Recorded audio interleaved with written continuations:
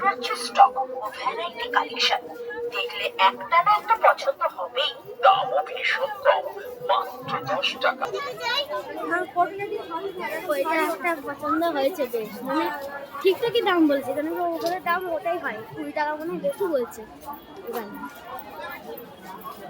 এই দোকানটা জিজ্ঞাসা করছে 20 টাকা। জামা কাপড় মেলার ঠিক পাবে মাত্র ওই দোকানে 1 মিনিটের দাম।